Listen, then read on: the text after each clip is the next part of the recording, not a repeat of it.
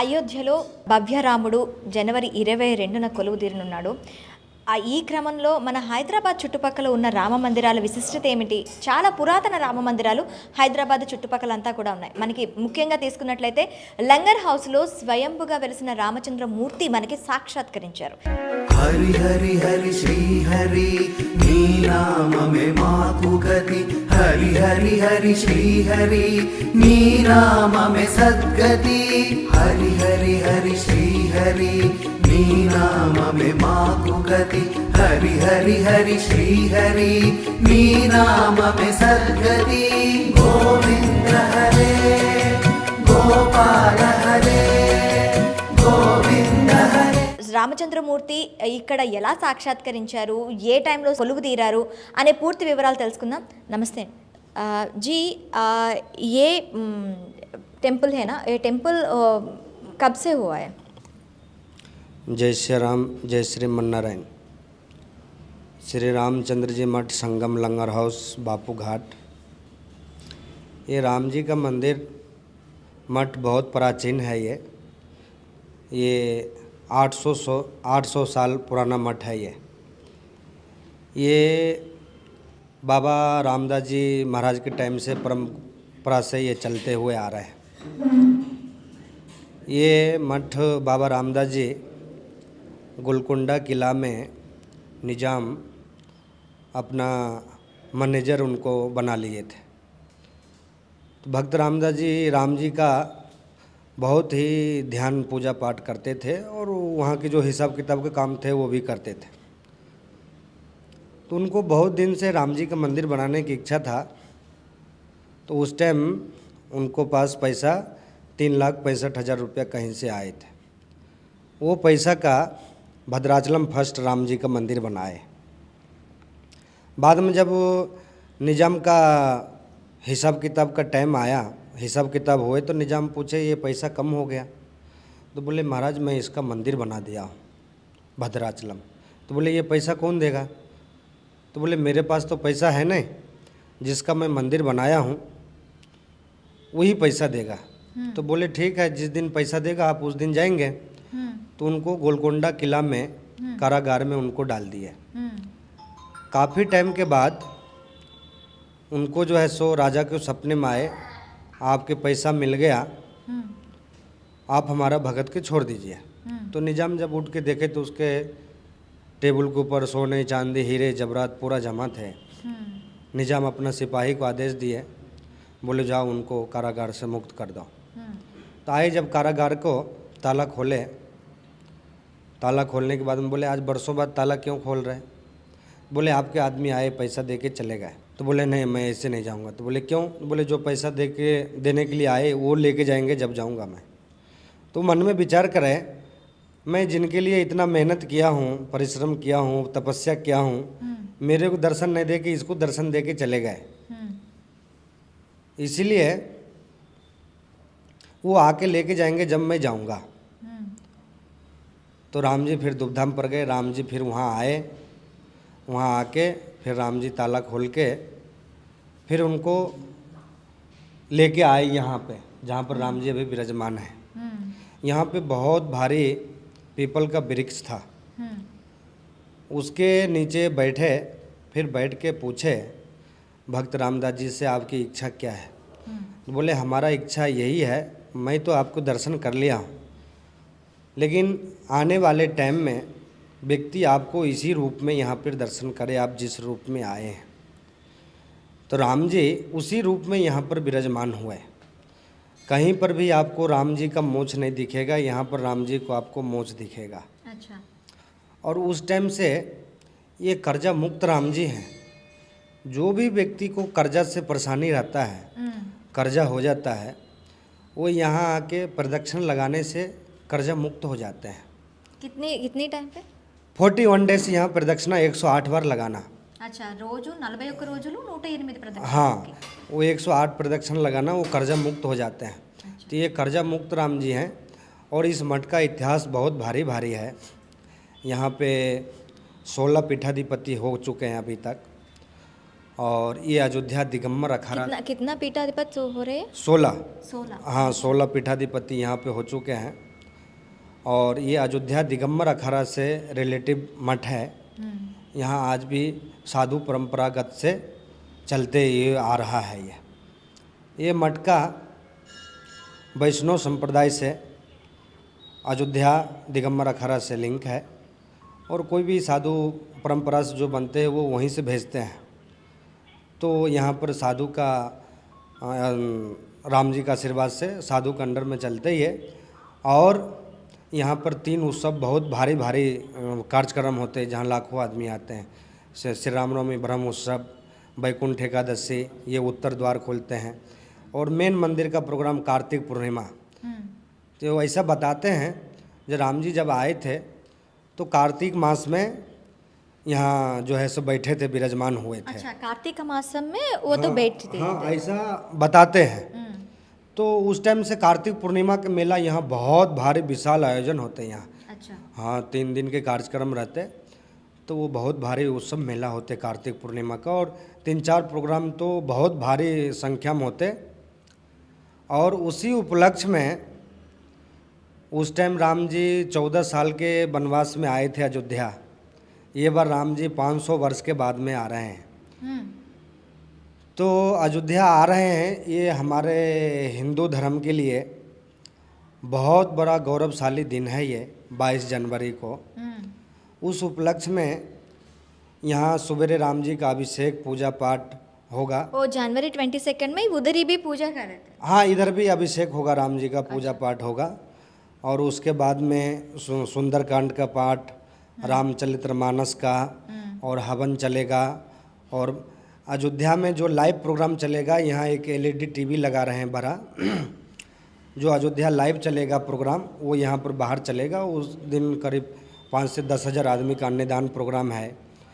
और शाम में 21,000 दिया लगा रहे हैं मंदिर में उस दिन। तो 22 तारीख ये हमारे हिंदुओं के लिए बहुत बड़ा गौरवशाली दिन है। और सभी हिंदू बंधु इसको अपने अपने तरीके से अपने अपने घर में दीपावली उस दिन ज़रूर मनाएं। हमारे बहुत बड़ा दिन है उस दिन, तो इसको जैसा जैसा मनाएं और उससे बढ़ के खुशी अपने को क्या हो सकता है, ये है। अच्छा, वो तो जनवरी 22 वो तो डेट दिया था, वो दिन में टेम्पल प्रतिष्ठा हो रही है बोल के बोलते हैं। क्यों वो दिन चूज करें? हमारे हिंदू धर्म में जो भी काम होते हैं वो शास्त्र संबंधित काम होते हैं। उस दिन शास्त्र में बहुत बड़ा योग उस दिन का है और उस टाइम मुहूर्त है। वो मुहूर्त के हिसाब से सब काम हमारे। और मुहूर्त बल कैसे देखती है? मुहूर्त पंचांग के हिसाब से देखते हैं। ये राम जी के जो मुहूर्त दिखाए गए हैं वो काशी में एक महाराज हैं, उनसे दिखाया गया है। तो महाराज 3 महीना तक की डेट देखे, लेकिन 3 महीना में बोले 22 जनवरी का बहुत अच्छा मुहूर्त है, इसी मुहूर्त में बैठाया जाए।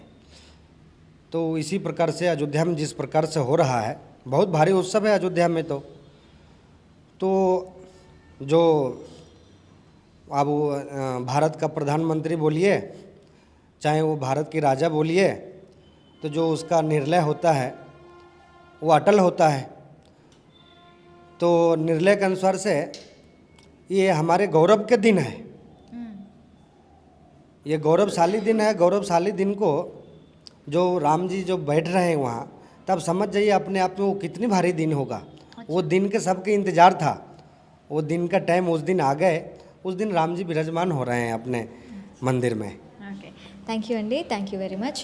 చూసారు కదా, రామ మందిరం జనవరి 22 అనేది చాలా ప్రత్యేకమైన దినం. దీన్ని కాశీలో ఒక మఠ పీఠాధిపతి దీన్ని డేట్ని ఫిక్స్ చేయడం ద్వారా ఆ డేట్ని చూస్ చేసుకొని ఆ రోజు విశిష్టంగా అక్కడ రామ మందిర ప్రతిష్టతో ఏమైతే జరుగుతుందో ఆ ప్రతిష్టకు అనుసంధానంగా ఇక్కడ రామచరిత్ర మానస్, హనుమాన్ చాలీస్ ఇలాంటి పఠనాలు జరుగుతూ మనకి అక్కడి నుంచి ఏదైతే ప్రోగ్రామ్ అవుతుందో అది లైవ్ ద్వారా ఇక్కడ మనకి వీక్షించే అవకాశాలు కూడా కల్పిస్తామని చెప్పి టెంపుల్ యాజమాన్యం చెప్తున్నారు.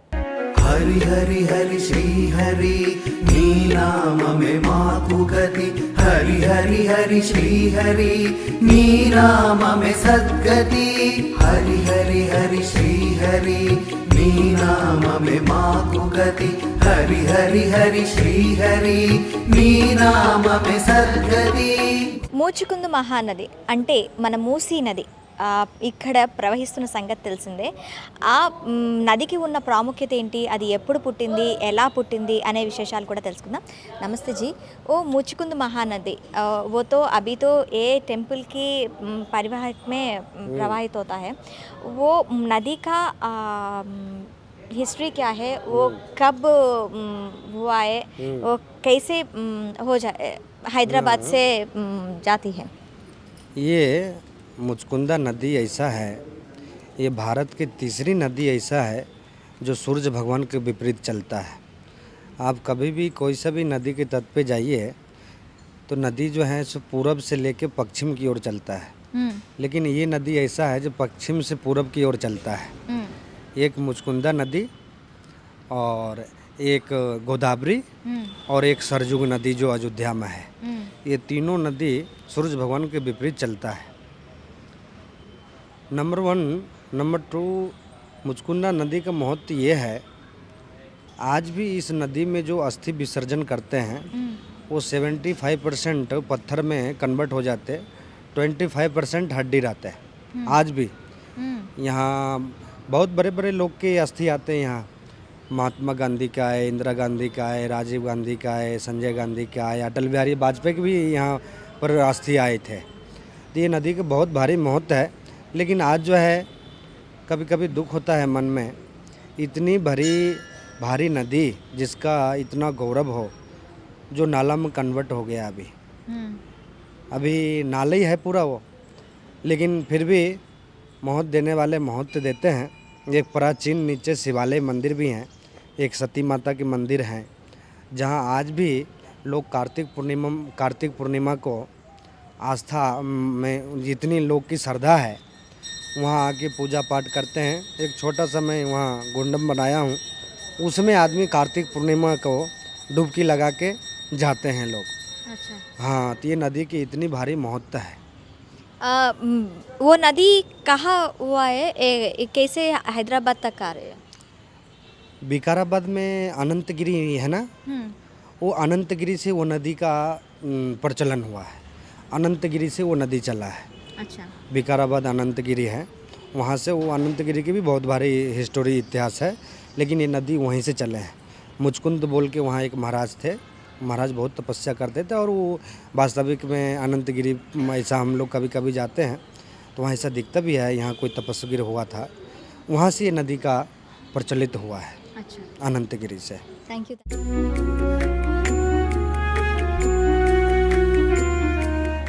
ప్రస్తుతం మనం లంగర్ హౌస్ దగ్గర ఉన్న సంగం గుడిలో ఉన్నాం. ఈ సంగం గుడి ప్రత్యేకత ఏంటంటే శ్రీరామచంద్రమూర్తి స్వయంభుగా వెలిసిన పుణ్యక్షేత్రంగా మనం చెప్పుకోవచ్చు. ఈ శ్రీరామచంద్రమూర్తి స్వయంభుగా ఎలా వెలిసారు, ఈ కథనంతా కూడాను మనం ఈ స్టోరీలో తెలుసుకుందాం. పదండి. హరి హరి హరి శ్రీహరి నీ నామమే మాకు గతి హరి హరి హరి శ్రీహరి నీ నామమే సద్గతి హరి హరి హరి శ్రీహరి నీ నామమే మాకు గతి హరి హరి హరి శ్రీహరి నీ నామమే సద్గతి. రామదాసు చరిత్ర అందరికీ తెలిసిందే. మరి ఆ రామదాసు వల్లే ఇక్కడ కూడా శ్రీరామచంద్రమూర్తి వెలిసారు అనే సంగతి మనకి ఇక్కడ కథనాల బట్టి తెలుస్తోంది. శ్రీరామచంద్రమూర్తికి ఎలాగైనా గుడి కట్టాలి అని ఉద్దేశించిన రామదాసు తన దగ్గర ఉన్న ఖజానా ఏదైతే రాజు ఖజానా డబ్బులు ఏవైతే జమ అయ్యాయో 3,60,000 రూపాయలతో మనకి భద్రాచలంలో రామాలయం కట్టిన సంగతి అందరికీ తెలిసిందే. అయితే ఆ రామాలయం కట్టిన తర్వాత ఆయన ఖైదు అవ్వటం ఇవన్నీ కూడా మనకి తెలిసిందే. ఎవరిస్తారు అంటే ఎవరి గురించి అయితే నేను గుడి కట్టానో వాళ్ళే వచ్చి ఇస్తారు, అంతవరకు నేను ఇక్కడ ఇలాగే కారాగారంలో ఉంటాను అని చెప్పి రామదాస్ చెప్పడం జరుగుతుంది.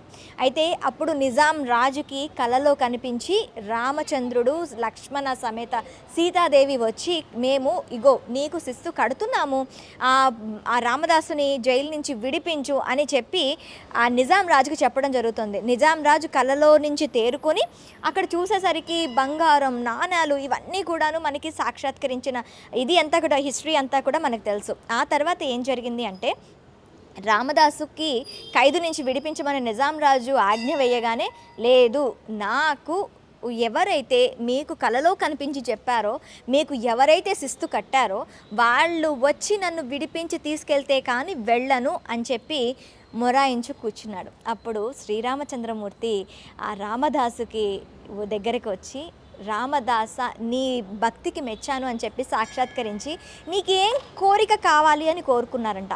ఆ కోరిక మేరకు మీరు నాకు ఇప్పుడు ఎలా అయితే దర్శనం ఇచ్చారో ఆ దర్శనం ప్రకారమే ఇక్కడ మీరు కొలువు తీరాలని చెప్పి శ్రీరామదాసు కోరుకోవటం జరిగిందంట.